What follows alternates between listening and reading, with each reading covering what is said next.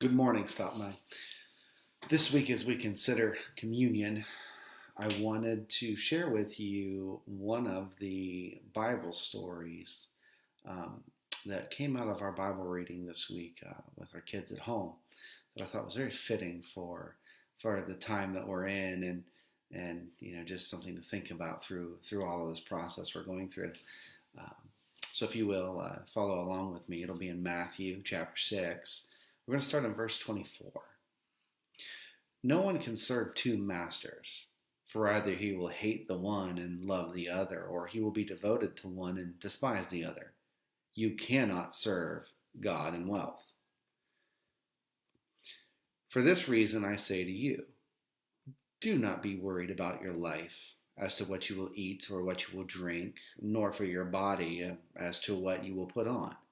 Is not life more than food, and the body more than clothing? Look at the birds of the air, that they do not sow, nor reap, nor gather into barns, and yet your heavenly Father feeds them. Are you not worth much more than they? And who of you, by being worried, can add a single hour to his life? And why are you worried about clothing? Observe how the lilies of the field grow. They do not toil, nor do they spin.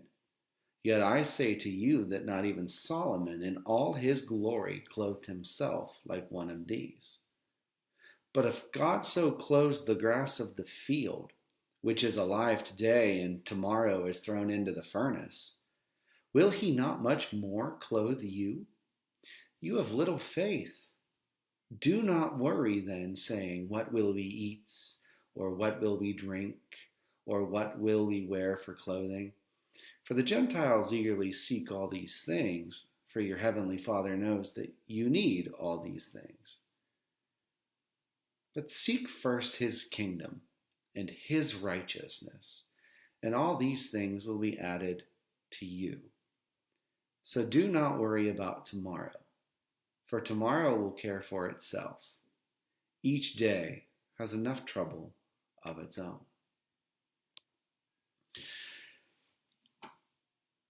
It's this passage, a reading that just makes clear how God takes care of us in all things, and how even though we toil, the reality is our faith in God is enough that he'll take care of us. So there's no need to worry about what comes from day to day, but to just work through today. Tomorrow will have its own thing.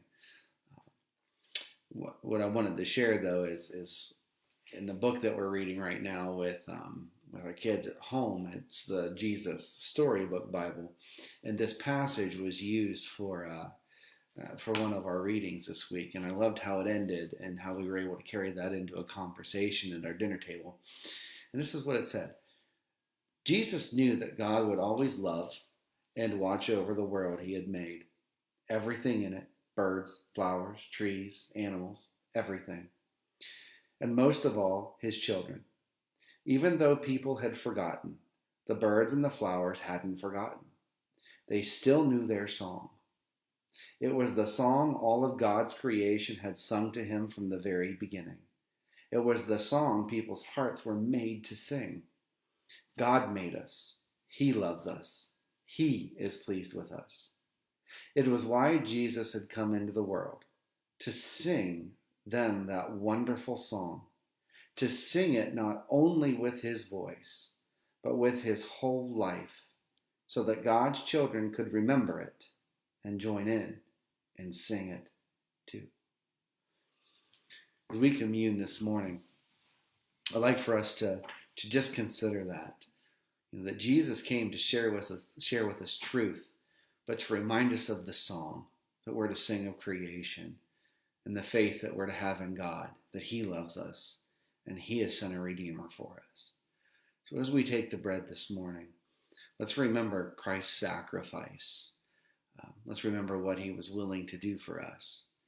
And as we take the cup this morning, I ask that you would pray and remember the song that we're to sing, that we've been redeemed. I am redeemed by love divine.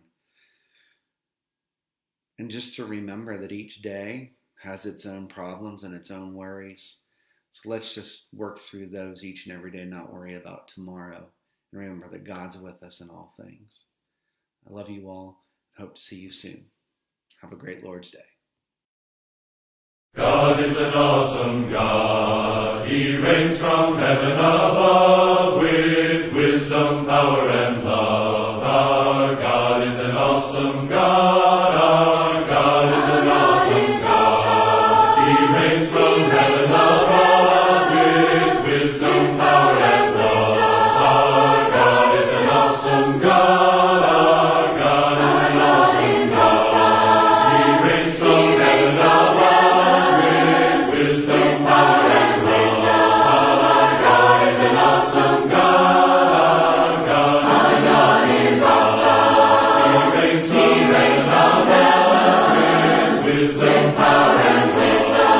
Our God is an awesome God. Our God is an awesome God. He reigns from heaven with wisdom, power, love. Our God is an awesome God. Now when he rolled up his sleeves, he wasn't putting on the Ritz. Our God is an awesome God. There's thunder in his footsteps, lightning in his fist. Our God is an awesome God. And the Lord wasn't joking when he kicked him out of Eden. It wasn't for no reason that he shed his blood. His return is very soon, and so you better be believing. Our God is an awesome God. Yes, we know that he's awesome. Our God is awesome. And he reigns from heaven with power and wisdom. power and wisdom. Our God is an awesome God. And we know that he's awesome. Our God is awesome. And he reigns from heaven with power and wisdom. power and wisdom. Our God is an awesome God. Now when the sky was starless in the void of the night, Our God is an awesome God. he spoke into the darkness and created the light. Our God is an awesome God. The judgment and wrath he poured out on Sodom, his mercy and grace he gave us at the cross. I hope that we have not too quickly forgotten that Our God is an awesome God. yes, we know that he's awesome. Our God is awesome. And he reigns From heaven with power and wisdom. power and wisdom. Our God is an awesome God. And we know that he's awesome. God is awesome. And he reigns From heaven with power and wisdom. power and wisdom. Our God is an awesome God. Our God is an awesome God. He reigns from heaven above with wisdom, power, and love. Our God is an awesome God. Yes, we know